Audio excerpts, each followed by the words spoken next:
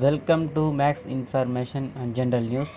இன்றைக்கி பார்த்தோன்னா 10ஆம் வகுப்பில் நூல்வெளி அந்த தலைப்பில் மகாகவி சுப்பிரமணிய பாரதியார் பற்றியில் சில குறிப்புகள்.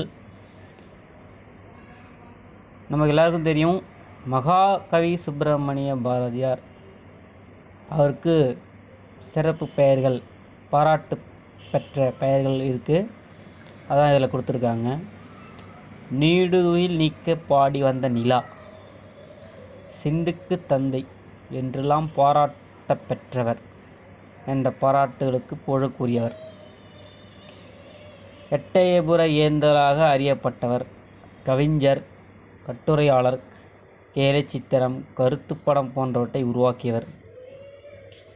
அதேபோல் சிறுகதை ஆசிரியர், இதழாளர், சமுதாய ஏற்றத்தாழ்வுகளையும் பெண் அடிமைத்தனத்தையும் தன் பாடல்களில் எதிர்த்து எழுதியவர். இந்த லைன் நிறைய இடங்களில் எக்ஸாம்பிள் கேட்டிருக்காங்க. சமுதாய ஏற்றத்தாழ்வுகளையும் பெண் அடிமைத்தனத்தையும் தன் பாடல்களில் எதிர்த்து எழுதியவர் யார் அப்படின்னு கேட்டிருக்காங்க. இது முக்கியமான ஒரு வரி. அடுத்தது இவர் எழுதிய நூல்கள் அப்படின்னு பார்த்தோன்னா குயில் பாட்டு, பாஞ்சாலி சபதம் முதலிய காவியங்கள், கண்ணன் பாட்டு, பாப்பா பாட்டு, புதிய ஆத்திச்சூடி என குழந்தைகளுக்கான நீதிகளையும் பாடல்களில் தந்தவர். அதே போல் பார்த்திங்கன்னா இவர் பணியாற்றிய ஆசிரியர் பணியாற்றிய இதழ்கள் பார்த்தோன்னா இந்தியா, சுதேசமித்திரன். இதை கூட அடிக்கடி தேர்வுகளில் கேட்குறாங்க. அப்போது இந்தியா, சுதேசமித்திரன் ஆகிய இதழ்களின் ஆசிரியர் பணியாற்றியவர் யாருன்னு கேட்டோன்னா மகாகவி சுப்பிரமணிய பாரதியார். பாட்டுக்கூறு புலவன் அப்படின்னு இவரை சொல்கிறாங்க. இப்போ நம்ம இந்த 10ஆம் வகுப்பில் ஒரு தலைப்பில் ஒரு கவிதையை கொடுத்துருக்காங்க, வசன கவிதையை, காற்று அப்படின்னு. அதேமாரி தெரிந்து கொள்வோம்ன்ற பகுதியில் என்ன சேர்த்து கொடுத்துருக்காங்கன்னா, உரைநடையும் கவிதையும் இணைந்து யாப்புக்கட்டுகளுக்கு அப்பாற்பட்டு உருவாக்கப்படும் கவிதை வடிவம் வசன கவிதை எனப்படுகிறது.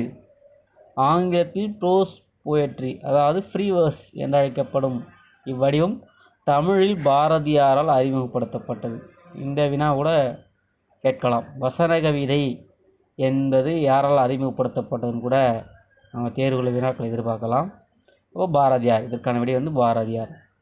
அதே போல் உணர்ச்சி பொங்க கவிதை படிக்கும் இடங்களில் யாப்பு தடியாக இருப்பதை உணர்ந்த பாரதியார் இவ்வடிவத்தை இலகுவாக கையாண்டுள்ளார்.